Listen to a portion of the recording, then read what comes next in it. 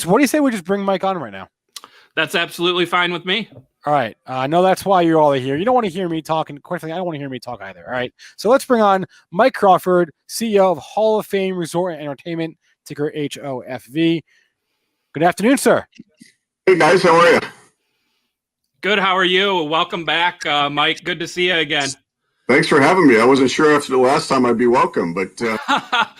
You know, you've appeared on SPACs Attack, you've been on Power Hour, and now you're getting your own little segment here. So more than welcome back on the show. We've got a lot of viewers in here, you know, ready to hear more of what you have to say. So let's get started and dive right in. So the big news since anyone from Benzinga, you know, interviewed you last, obviously, is this partnership with Dolphin Entertainment on NFTs.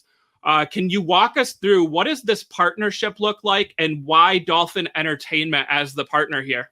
Yeah, I had a feeling you'd want to talk about that. So, yeah, look, we were incredibly fortunate to have an opportunity to partner with Dolphin. They're a great company that does things in the spaces that we're in. So media, they represent some of the biggest names in Hollywood. They're certainly in the digital space. They know how to enter into those worlds. And I was introduced to their CEO a couple of years ago in Miami at the Super Bowl, Bill O'Dowd, and he and I had a chat back then about our two businesses and how we could develop a partnership that would be mutually beneficial, you know, with us having great content and access to brand partnerships and the way in which they represent, you know, award-winning singers and artists and you know, actors. And so you know, media is a big play for us. And of course, we want to be, you know, a player in that space with the content that we have. Flash forward a year and a half later, and, you know, the NFT space starts to really heat up. And of course, as a sports and entertainment company, it's our responsibility. You know, we look forward to being in spaces where our fans are playing and staying and interacting and engaging. And so, you know, Bill and I had a conversation. We talked about their capabilities in terms of, you know, bringing great content to life. They certainly have access to the platforms that these NFTs are being sold on or traded upon.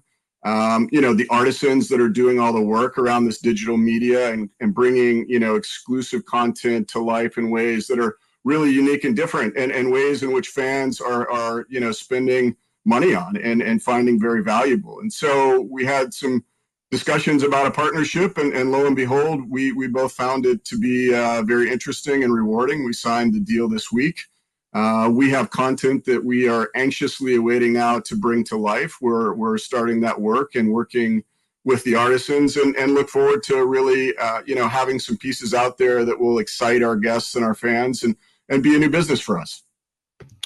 Perfect. Can you walk us through the partnership here, the financials? What does the revenue split or the licensing or the partnership look like for Hall of Fame and Dolphin? Well, when you think about the way this works, obviously there's a platform that sells this content, right? And there's three platforms out there. There's others, you know, Christie's and Sotheby's and locations like that you can buy high-end art.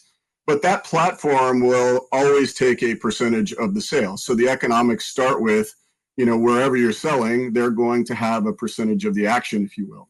The subject, you know, if we're telling or bringing to life one of our Hall of Famers or a celebrity NFL alumni or someone that, you know, is profile in our company with the brands that we represent, they're going to have a percentage of this economic equation as well.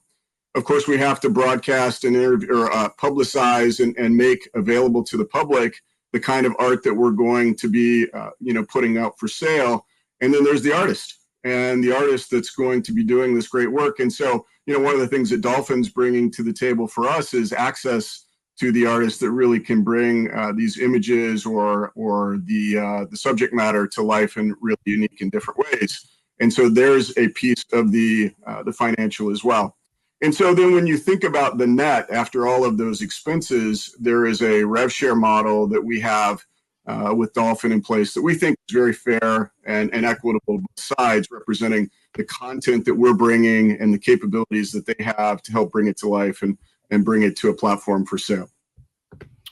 Perfect. So, I saw in the press release the mention of, some players from the Hall of Fame to start with. Is there any working relationship with the NFL to launch NFTs, or is this strictly through Hall of Fame ventures here and the Hall of Fame players? Yeah, we are, well, it's not just strictly through them, but of course, these are the greatest players to ever play in the NFL. And so their stories are stories that we're not only going to be anxious to tell through our media division, which NFTs become a part of, by the way, but NFTs that represent who they are. NFTs, we have access through our partnership with the NFL Alumni Association to all 25,000, 26,000 players, contributors, coaches to ever be a part of professional football in the NFL. And so we hope to bring, NFTs that we have to life through those brand partnerships, but also through our own content. We're going to be launching our original fantasy football league next week.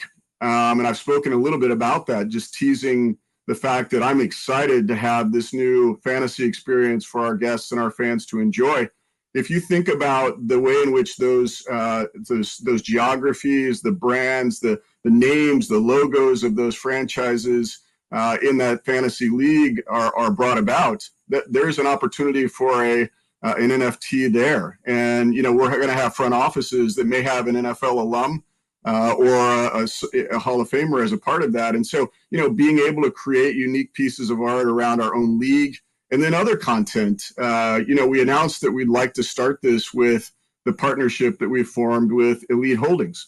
And Elite Holdings, if you remember, represent those 10 players that had the longevity and the ability to win a Heisman Trophy in college, have a great professional football career in the NFL, and go on to be inducted in the Pro Football Hall of Fame. 10 guys. That's it. That's the only 10 that have ever had those two distinctions bestowed upon them.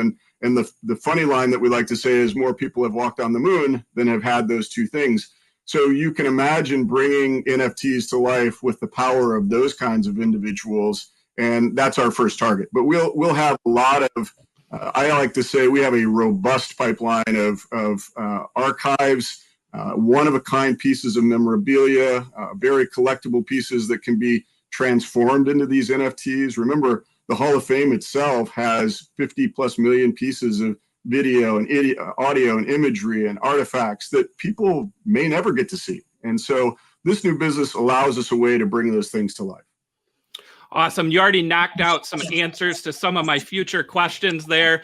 So I want to circle back, to some of those later on, but keeping with the NFT theme here, the Heisman to Hall platform. So those 10 players, that's what jumped out to me on this. So we have Charles Woodson, of course, Benzinga, a Michigan company, so go blue, joining the Hall of Fame this year. He also won a Heisman. Did that have a lot to do with the timing of this launch, since he's going into the Hall of Fame this year and joining as the 10th player in that list? Well, it certainly allowed us to call the potential docuseries or the video long form that we're going to make with these guys the Perfect 10. Before that, it was the Incredible 9. But no, really where this started was when Tim Brown was being inducted into the Hall of Fame. A friend of his, and he'll tell this story much better than I, as he was going on to the stage, says, "Do you realize you're only the ninth player to ever win a Heisman Trophy and to be inducted into the Hall of Fame?" And he, like myself, said, "Come on, you have to be kidding. You have to be kidding. There have to be more players that have had those two honors bestowed upon them." But Tim, I've known Tim a while. He called me on a Sunday afternoon, and we started talking about this. And listen, with my background in Disney, one thing is when you have great content and you have access to what can be a franchise, you look for ways to monetize that and bring that to life. And so we struck the partnership up and focused predominantly on media, but also live things, coaches opportunities and, speaking engagements and really, the chance to bring this franchise. I like to refer to that as a franchise, the platform. But then when the NFTs came about, these were some of the greatest players to ever play the game, both in college and in pro. And, some of us don't hit our stride until certain points in life. And these guys were able to sustain that level of success. So we wanted to focus. I really felt it was a great platform to start with, in addition to our fantasy league and the archives and other things that we're going to try to bring to life in the very near term. Awesome. So we talked a little bit before you joined about NBA Top Shot. And I'm sure some of our viewers are familiar with NBA Top Shot. Obviously, a successful NFT venture this year. What's the plan here? Starting with the Heisman to Hall NFLs, how many of each will be offered, and what's the distribution look like? Will it be pack drop similar to NBA Top Shot, or is this just straight up, auction or buying off of a site, method going forward?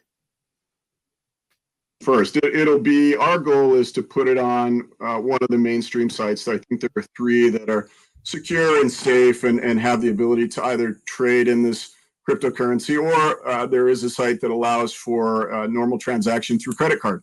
And so that's how we'll want to bring this to the guests and to the fans that have the appetite and want to have access to these kinds of NFTs. The platform, I think Top Shot has developed its own type of platform and, worked with a company to do that. Our goal is to bring subject matter experts in each particular area. And that's why we felt so strongly about Dolphin.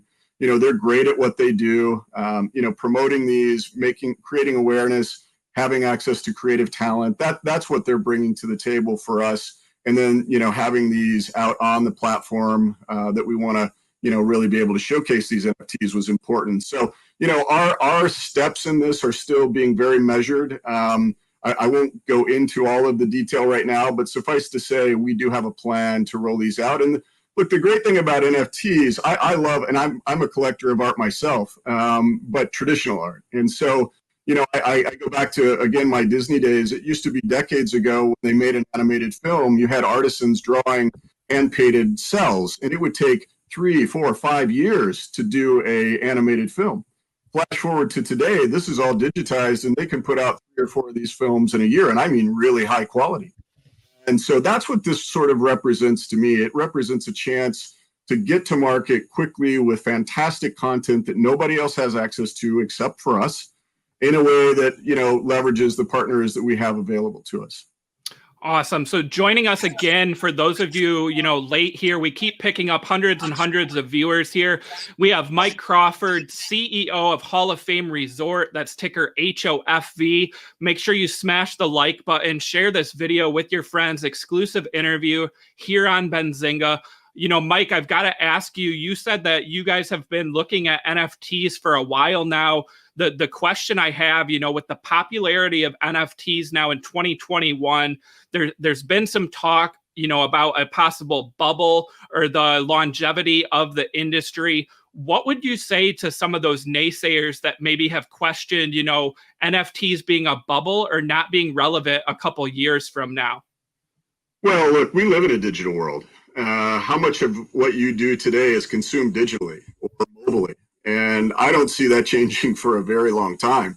I remember the day where we took content into the Apple ecosystem and started putting Disney films and other things, onto these handheld devices, and people saying, I'm not sure people will adopt this. I'm not sure how long that will go on. But the world continues to evolve, and technology becomes a significant part of what you have to consider when you have content, and you have to be able to adapt and transition your content onto multiple platforms. Is there a bubble? I can't speak to that. Wherever there's demand and wherever people find value in a product, they'll continue to buy it, and the price will continue to reflect that demand. But I do believe that this has a very long shelf life, and I think will it ever go away? I don't believe so. I think it just will continue to evolve into new mediums and different forms as technology helps us advance. And so, we wouldn't take our business into a place where we didn't think that there was longevity. We don't want to chase fads. We want to be in businesses where we can be respectful and place content where fans and guests want us to be. Awesome. So, I talked about NFTs getting a lot of play this year.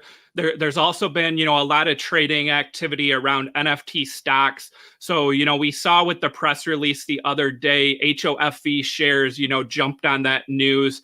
How much attention do you and the company, pay to volatility with, the NFT related stocks and, the price of the shares from a news drop like this? Well, again, it's hard because it's all around you and people are sending you notes saying, hey, that's really great for you and the company. And it is good. But look, our focus is not about the stock price every day. Our focus is to figure out the best ways to leverage the partnerships, the content, the intellectual property that we have to create value and create value for our shareholders, of course, but to create experiences that are unique and different, that are going to entertain fans virtually or in a physical location. And I couldn't, as I said earlier, I couldn't be more excited about this new fantasy league we're launching. To me, it's an example of finding the white space in a very popular area, fantasy sports, fantasy football in our case, and launching a brand new franchise-based model where you don't have to be the GM and the president and do the draft and the trades, and it can be intimidating for fans. And so for us, what we focus on is execution. And we're a young company. We've been around for all of 8-9 months now, publicly traded. And our job is to continue to take what we have, exclusive access to content, and to figure out ways to really create experiences that our guests and our fans will really love and enjoy for a very long time. We're not an NFT company. We're a sports and entertainment company, and NFTs become part of the business that we're in. Awesome. So you mentioned going public, via a SPAC. So, and you say you're not an NFT business, what's the revenue potential that you have kind of laid out for this? And is any of that priced into current projections from the company that are publicly out there? We have not priced it into, the economics that we've shared publicly. I can't talk about the economics associated with NFTs at this time. Listen, I think there's a reality here, and that is we're developing new product and new content. You've seen some of the economics associated with Patrick Mahomes and Rob Gronkowski and others. And what's amazing to me is when you give people access to great content, the demand is just incredible. And so as there is demand, the economics tend to go up. But we're looking very hard at this business and wanting to take measured steps because we want to be protective of our content, and we want to share that and tell those stories in ways that are representative of our brands and the quality that we represent. If we do that, the economics are going to be, we think, positive for us, and we'll have a lot to build upon. This is, as I said, a pipeline that we have that we can continue to grow for many years to come. What's the current timeline on launching these NFTs? Is there kind of a date, a month, or a quarter in mind, or are we still a little ways out here? The great thing about NFTs, and I use that example of, old animated films versus, creating films now, the speed to market is much quicker. And so when you've identified artists that have really high capabilities and you've got the content, it can be done in a relatively short manner of time. Our goal is within a quarter to have things out there in the marketplace.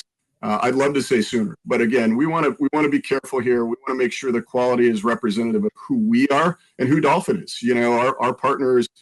This is a new business for us, and we don't want to rush it. We want to do it right. We don't want to stumble out of the gate or fumble the ball or have a false start in any of the football language you want to say. We want to do it right, and we want to have the right plays and continue to push the ball down the field. And this is another example of where we can leverage our content to do that.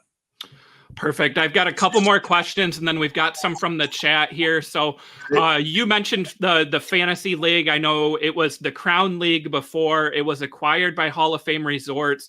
Plans to launch. Originally, it looked like they were going to use blockchain technology. What's the play here? Is that Crown League, Hall of Fame Fantasy League, is there a blockchain capability here and a crypto play there as well? On that as much right now. We want to make this very mainstream and easily accessible by all fans. It's not a cryptocurrency entry or staking. We do have a deal with Stake Kings that we did just a few short months ago that allows fans to engage and back a team or stake a team, if you will. I'll be able to talk more next week about what that means in the context of winnings, because everybody wants to be able to win something if they're in a league. But what we're excited about is this is as I said, a franchise model. There's going to be 10 geographic locations. Those locations are going to be announced next week. They're going to have great names and great logos or brands. We'll open our merchandise store because fans love to buy merchandise for the teams that they cheer for.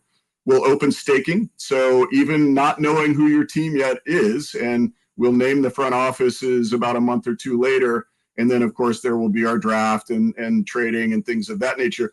But we believe that giving people the ability to learn about the league, to understand how to engage with it, you become, part of a social environment that really allows you to be part of fantasy without having to be as active in doing your own thing against somebody's in a league. This is a team-based fantasy sport. And, one of our guys says this all the time, you can become the chief trash talker of your team because you're going to get to interact with your front office, give them input to the selection and draft day and give them input to trades. And you're probably going to learn some things because we're going to have professional fantasy football players in the front office doing a lot of this work for us.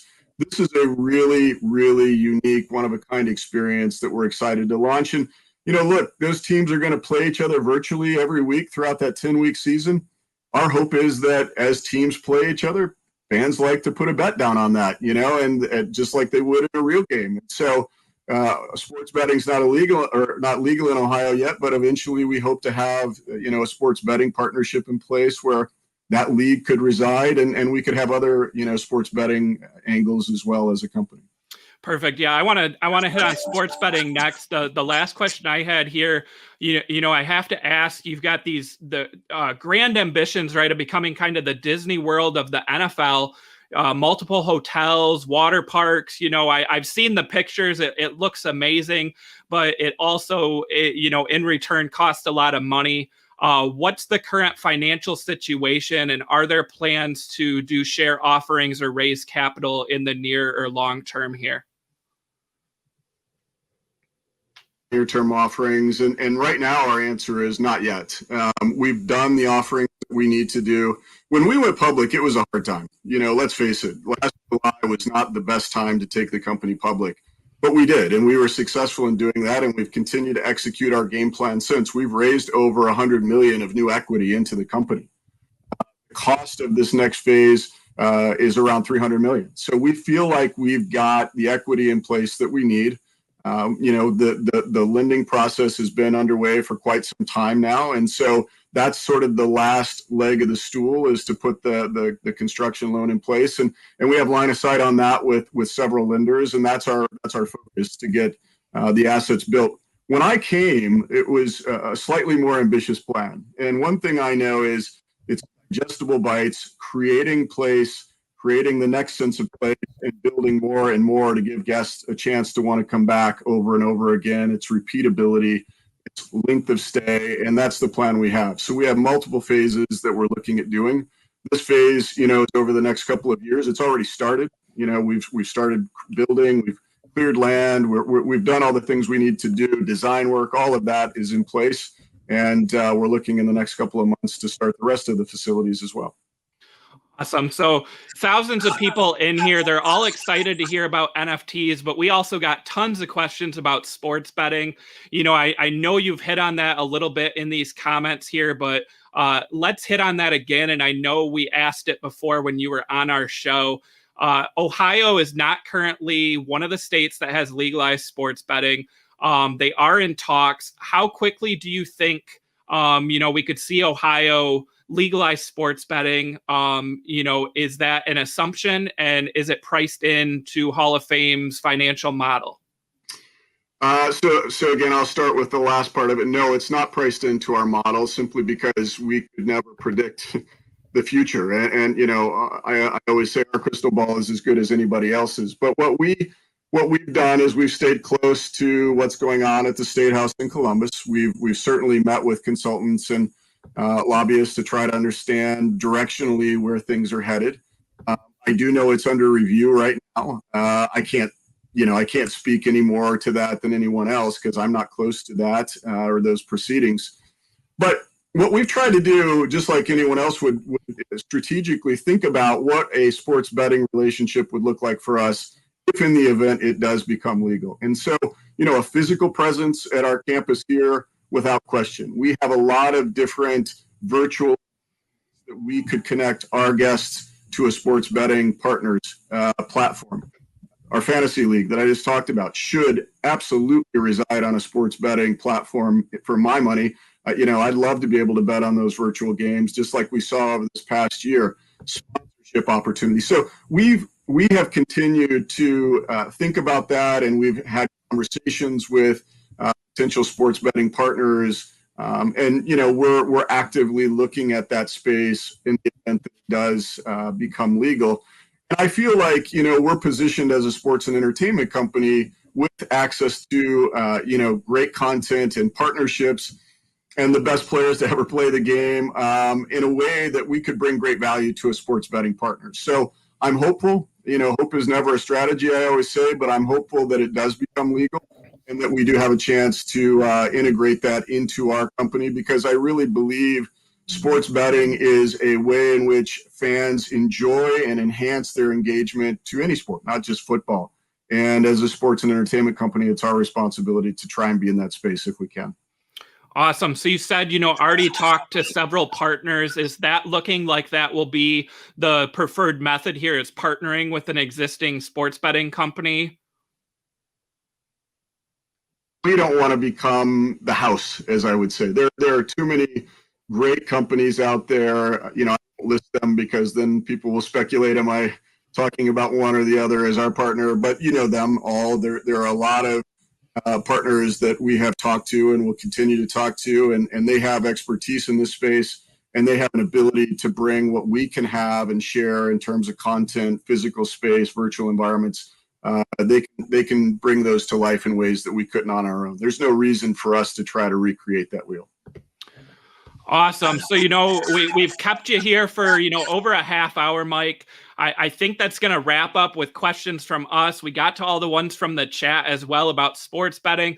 Lots of exciting things happening here with Hall of Fame Resorts. We've got NFTs, we've got sports betting coming, and we've got that great Hall of Fame class coming in 2021. Peyton Manning, Charles Woodson. I'm looking forward to following that as well. So big thank you to you for joining us on the show once again in this exclusive interview. So thank you so much for your time. Again, Mike Crawford, CEO, Hall of Fame Resort. That's ticker HOFV. Thank you, Mike. Thank you. My pleasure. Have a great night. You too.